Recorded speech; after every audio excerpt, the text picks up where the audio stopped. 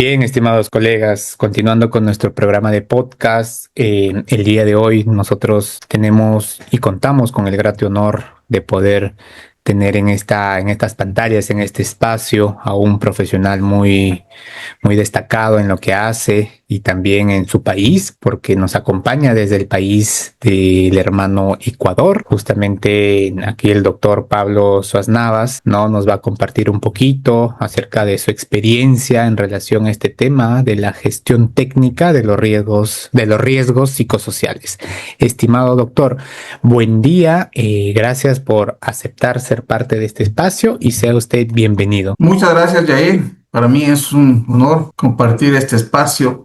Entiendo que el objetivo de estos podcasts es promover la cultura de prevención de riesgos psicosociales en Latinoamérica, de una gestión adecuada de los factores para así cuidar la salud mental en los entornos de trabajo y que apoyemos a nuestras organizaciones, a nuestras empresas, instituciones estatales a ser cada día más saludables, ¿no? Por el bien de los trabajadores y por la productividad empresarial que tanta falta le hacen en estos momentos a nuestros países. Así que un honor. Genial, estimado Pablo. Sí, gracias por esta pequeña introducción y nos reúne muy importante este tema, ¿no? Del riesgo psicosociales y sobre todo cómo realizarlo desde una gestión técnica, ¿no? Que tenga impacto en intervención y en los planes de acción o en la práctica de nuestro trabajo. Estimado, desde su experiencia, ¿cómo usted definiría los riesgos psicosociales o cómo lo contempla a nivel de perspectiva este tema? Bueno,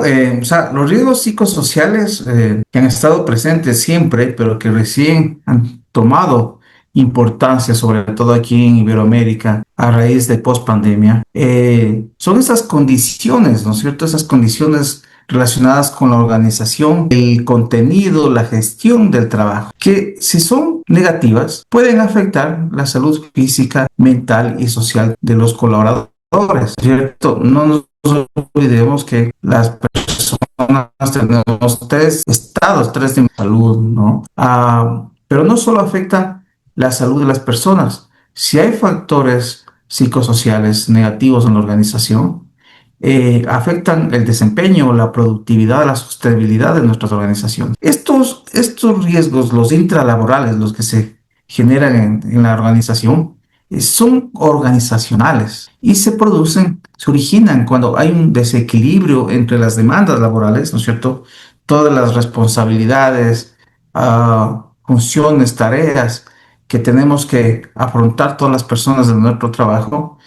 Y cuando hay ese desequilibrio versus los recursos que disponemos, ¿no? Los recursos técnicos, los recursos físicos, la información y sobre todo lo que yo me refiero a recursos técnicos son el conocimiento, las habilidades, las experiencias, ¿no es cierto? Por eso es importante hacer una selección de personal adecuada para contratar los perfiles más adecuados para una posición. Entonces, les decía que estos factores de riesgo psicosociales surgen cuando hay un desequilibrio y se encuentran cuando hay sobrecargas de trabajo, jornadas extensas, hay una falta de conciliación en el trabajo con las actividades familiares, cuando hay ambigüedad y conflicto de rol, ¿no? Entendamos que ambigüedad es cuando el trabajador no tiene claro lo que tiene que hacer, cuáles son los resultados que se espera de él.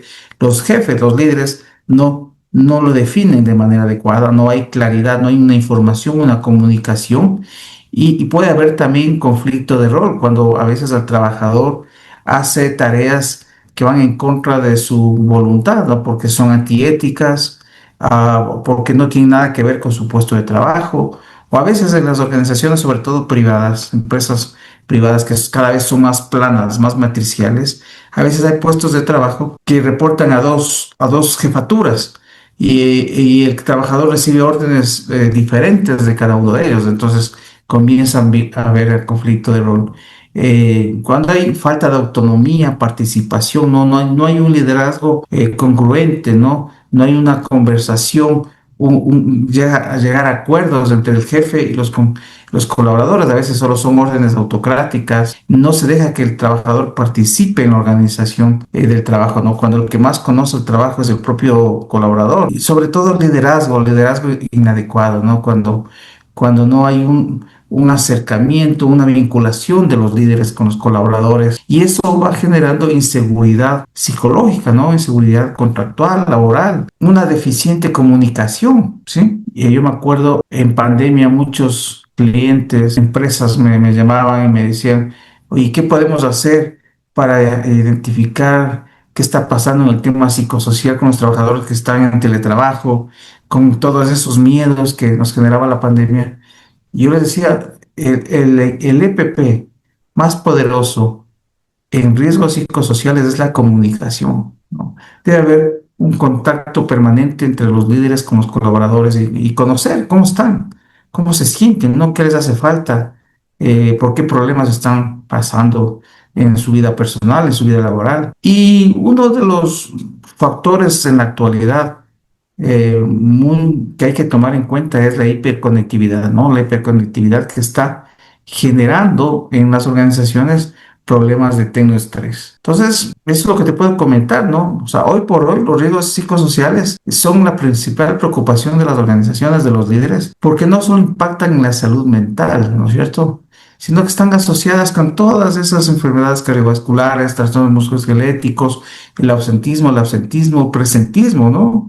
Esa renuncia silenciosa que tanto afecta a nuestras organizaciones, crece la rotación de personal y obviamente disminuye la productividad, disminuye el desempeño empresarial. Por ello, yo creo que los mayores desafíos que tienen actualmente las organizaciones es gestionar los riesgos psicosociales de una manera técnica integral. Eso es lo que te puedo comentar en mi apreciación sobre los riesgos psicosociales. Bien, estimado Pablo, sí, muy contundente lo que nos acaba de decir, ¿no? Con mucho análisis también de su parte para tener este comentario, esta definición. Hay algo invisible que está ahí presente en las organizaciones que posiblemente no se está prestando mucha atención y como mencionaba, producto de estas situaciones, condiciones, de los factores, predominan o se convierten en factores de riesgo psicosociales y esto está asociado a otras variables que perjudican, ¿no? Al tema organizacional en general, en todas las áreas, en todos los procesos operativos que pueda tener. Y vaya, estimado, ¿cómo de pronto usted a nivel de proceso, cuál es su procedimiento, ¿no? Para poder de pronto llegar a una gestión de riesgos psicosociales oportunas, ¿no? ¿Cuáles tal vez sus pasos, sus estrategias que usted sigue para poder intervenir este tema de riesgo psicosocial? Claro, la gestión de los riesgos psicosociales tiene que tener un enfoque preventivo, sistemático, basado en evidencia, ¿no es cierto? Y para eso tenemos que empezar identificando y evaluando los factores de riesgo psicosocial. Y eso es súper importante porque inclusive a veces ni siquiera lo evalúan, son los factores, ¿no es cierto? Entonces es muy importante que tengamos definido técnicas, ¿no es cierto? Y metodologías, que también es algo diferente. Técnicas son cuantitativas, técnicas cualitativas, ¿no es cierto? No solo utilizar cuestionarios, encuestas, ¿sí? Sino profundizar esa información, esa identificación, esa evaluación de los factores de riesgo a través de técnicas cualitativas, como son la entrevista, que no necesariamente es una entrevista formal, tiene que ser una conversación con los trabajadores. Por ejemplo, yo siempre les digo a mis alumnos, a los médicos ocupacionales que se están formando como médicos ocupacionales, médicos del trabajo, que ellos, el peor error que pueden cometer es quedarse en su dispensario médico, en su servicio médico de la empresa. Llegar a las 8 de la mañana y salir solo a almorzar y salir para irse a la casa, esperando que el trabajador llegue enfermo, herido, accidentado. Les digo a los médicos, usted como igual que los técnicos, que los prevencionistas tienen que salir a visitar las líneas de producción, las oficinas, conversar con los trabajadores, observar. Y ahí viene una segunda técnica cualitativa muy interesante, que es la observación. Observar cómo los jefes se relacionan con los trabajadores, cómo les tratan. Observar bajo qué condiciones están realizando el trabajo, en qué iluminación, ruido, temperatura, cómo son sus líneas de trabajo, de producción, sus puestos de trabajo. Yo les digo a los médicos, solo así pueden ustedes comprender por qué los trabajadores llegan heridos, enfermos a su dispensario médico.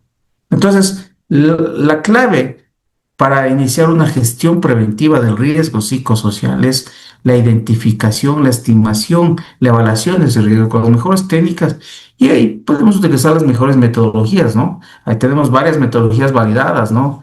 Tenemos metodologías españolas varias, tenemos la metodología de las baterías colombianas, son espectaculares.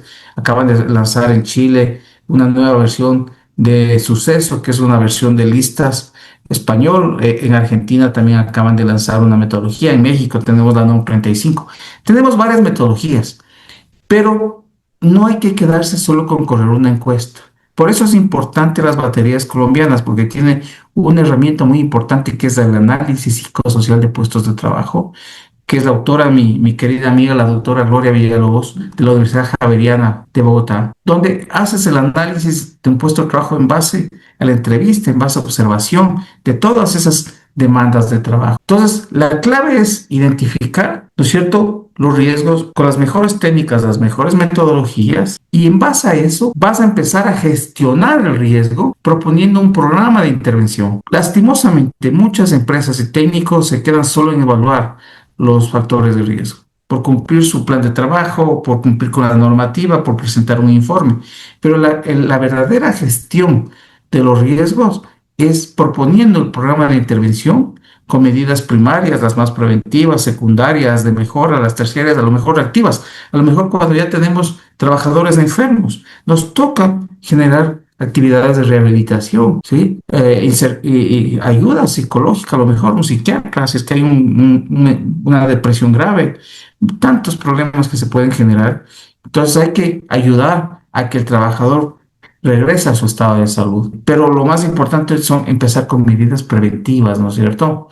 Y así nosotros vamos a diseñar un trabajo saludable. Una vez que evaluamos, proponemos un programa y hacemos un seguimiento para ver si esas medidas fueron efectivas, ¿no es cierto? ¿Cómo sabremos si fueron efectivas? Cuando el nivel de riesgo bajó, ¿no es cierto? Cuando ya no tenemos rojos, anaranjados, ahora tenemos verdes, ¿no es cierto? Riesgos bajos. Entonces, podemos proponer un rediseño de trabajo, ¿no es cierto? Equilibrar las cargas laborales, clasificar funciones, responsabilidades, incrementar autonomía y participación de los trabajadores, mejorar la planificación y la organización del trabajo, pero sobre todo fortalecer el liderazgo organizacional.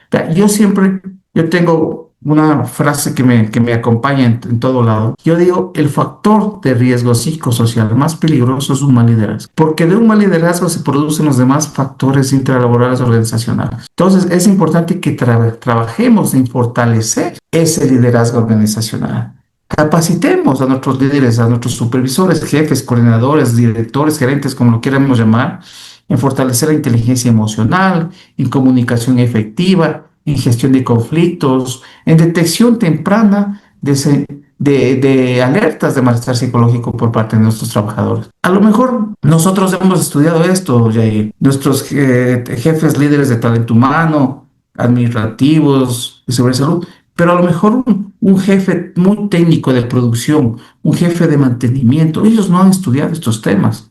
Entonces nosotros tenemos que formar a esos líderes en todos estos temas, ¿no? Que conozcan el comportamiento humano, cómo se comportan las personas en las organizaciones. ¿Okay? Entonces es muy importante.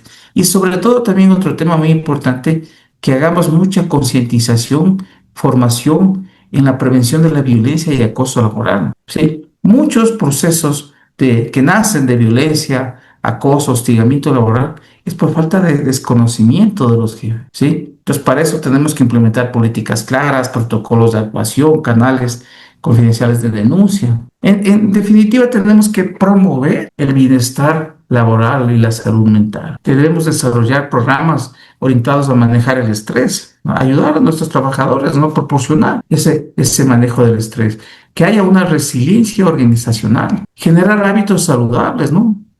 Promover la actividad física, ¿sí? Alimentación saludable, que la gente aprenda a tener un sueño reparador, que también que la gente fortalezca todas esas actividades de conciliación del trabajo con la vida familiar y personal. Hay tantas estrategias que están al alcance de nosotros, ¿no es cierto?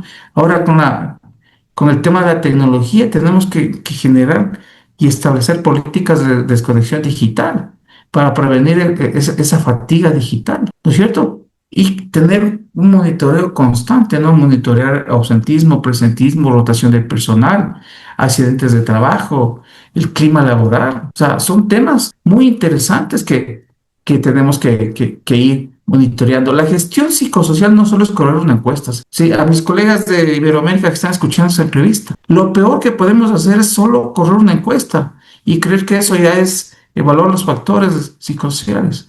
Cuando corremos una encuesta solo se logra un tamizaje, solo es un screening, solo estamos recolectando la percepción del trabajador, que es un 10-20% de lo que realmente pasa en la organización. Hay que utilizar muchos temas. Para mí, la prevención más efectiva, Jair y colegas, es una gestión de talento humano adecuada como estrategia de prevención de riesgos psicosociales. La gestión de los riesgos psicosociales no es responsabilidad solo del área de seguridad y salud en el trabajo o del área de talento humano.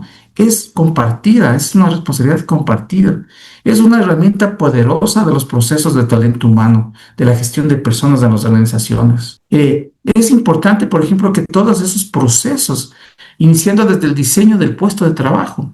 Recuerda cuando los técnicos hacen una identificación de riesgos en sus matrices, están estudiando, analizando un puesto de trabajo. Entonces, ese diseño del puesto tiene que ser bien hecho, con el asesoramiento de los técnicos de talento humano, con los líderes de cada área, de cada organización.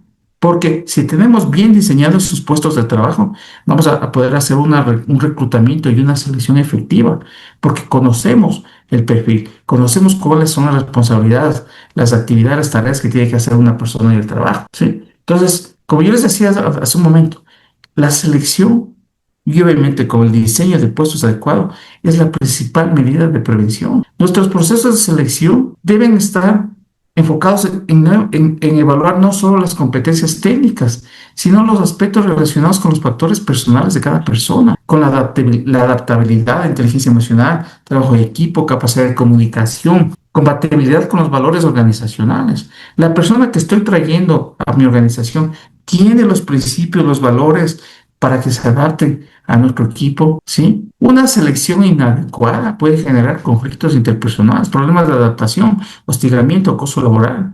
Un jefe que no maneje eficientemente sus emociones seguramente va a ser un potencial acosador si es que no sabe controlar sus emociones. Entonces, hacer una selección de personal con un diseño de puestos efectivo nos va a ayudar a reducir conflictos en el futuro, a favorecer la integración del equipo, a disminuir esa rotación temprana del personal. Y obviamente todos los demás procesos de talento humano con una inducción, un onboarding adecuado, ¿no es cierto? Que el trabajador desde el inicio, desde el proceso de selección, conozca cuál va a ser su rol, sus responsabilidades, conozca la cultura organizacional, los procesos, ya va a entrar más tranquilo, sin tanta ansiedad para iniciar a trabajar.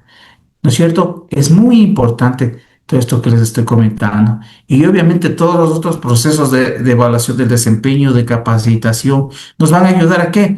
A ir cerrando esas brechas de conocimiento, de habilidad, para evitar que la gente se estrese en la organización. Pero nuevamente, mis colegas Latinoamérica de Jair, todo nace de un liderazgo estratégico, un liderazgo positivo. Por eso tenemos que crear esos planes de formación continua, programas de mentoría, desarrollo de competencias técnicas y competencias blandas, que yo no sé por qué les llaman competencias blandas, deben ser competencias duras, porque lo que hace que un gerente, que un líder, que un jefe tenga éxito, ¿no? Es el manejo de su personal, de su gente. Manejar con un acertado manejo emocional, tener la competencia de comunicarse, de relacionarse con su gente. ¿Sí? Es muy importante el tema. Así que para mí esos son lo que te puedo yo comentar como estrategias para gestionar los riesgos psicosociales de manera técnica, ¿no? Sin olvidar todos esos procedimientos de reconocimiento, ¿no?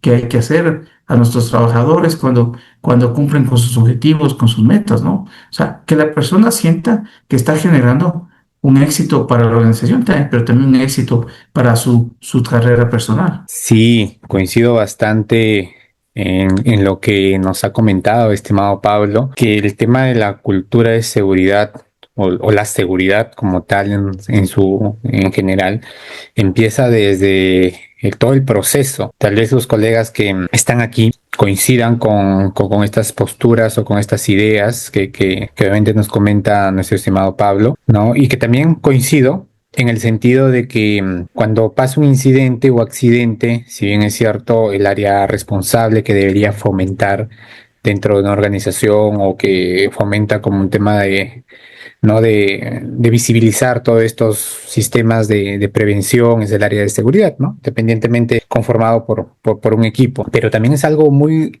importante también mirar esta perspectiva que el seguridad empieza desde que se incorpora el trabajador y ahí sí es muy importante también filtrar, seleccionar cuáles, digamos, los niveles, ¿no? De seguridad que conoce el trabajador para que se incorpore a nuestra cultura a nivel organizacional o a nivel de cultura en seguridad como tal, ¿no? Para que de pronto así disminuya las brechas que pueden conllevar a este tipo de situaciones de incidentes o accidentes, ¿no? Jair, Eh, permíteme algo de lo que comentaste. Se me vino algo a la mente que es súper importante de lo que comentabas del tema de accidentabilidad. De hecho, ¿qué ha pasado anteriormente? Que cuando pasan accidentes de trabajo, ¿sí? Asociamos solo a causas de riesgos de seguridad, de riesgos mecánicos, ¿no es cierto? Eh, pero la mayoría de accidentes de trabajo, como todos sabemos, se producen por condiciones inseguras y por actos inseguros, más por actos inseguros.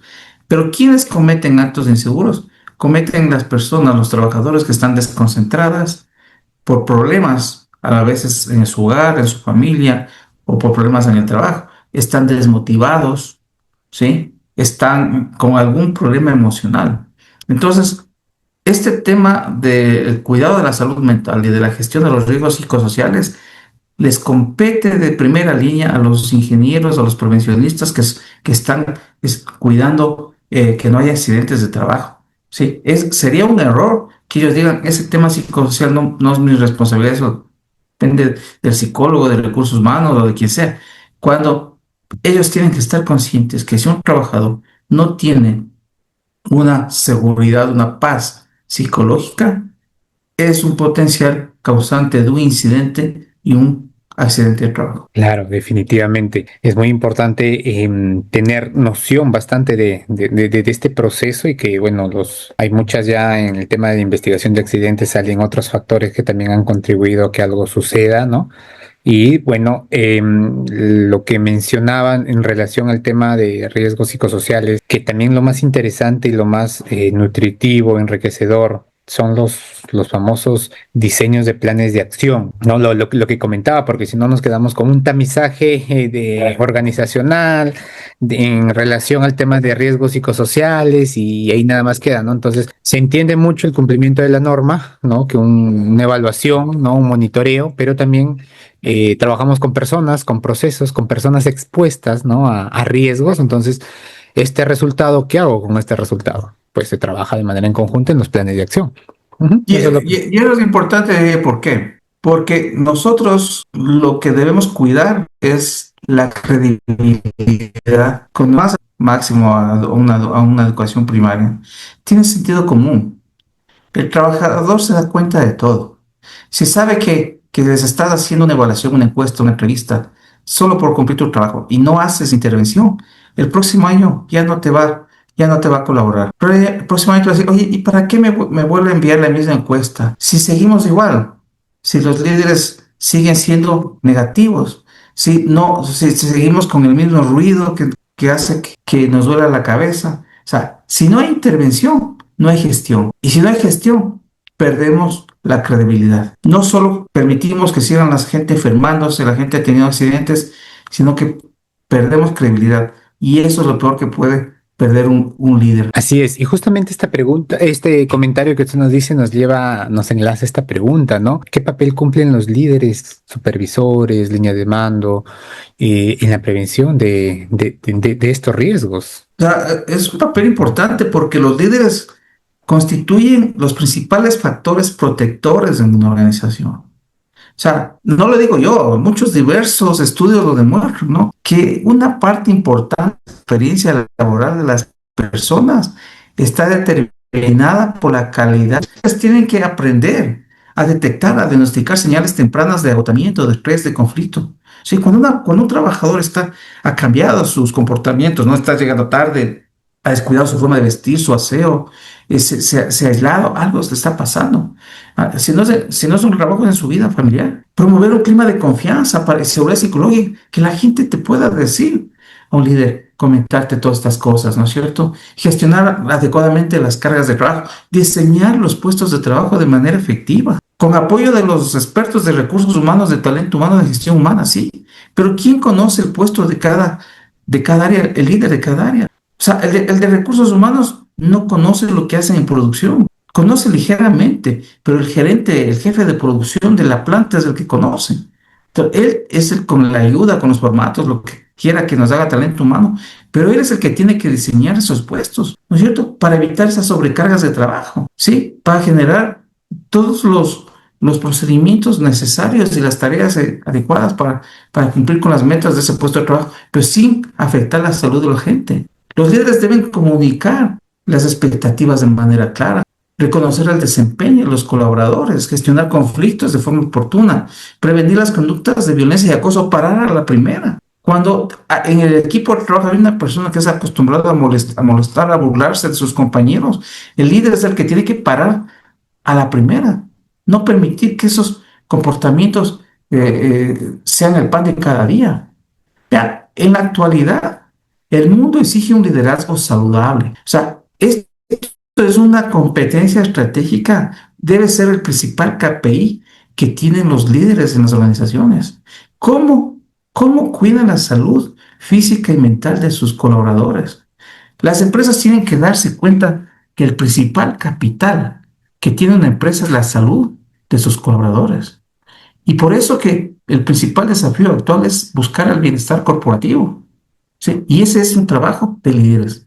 Ese es un trabajo del jefe, del coordinador, del supervisor, del director, del gerente, de todos. Yo creo que esa es el principal reto que tienen las organizaciones. Generar un liderazgo positivo. Líderes que generen seguridad psicológica en sus colaboradores. O sea, es clave. O sea, les vuelvo a repetir esta frase que yo lo tengo, ¿no?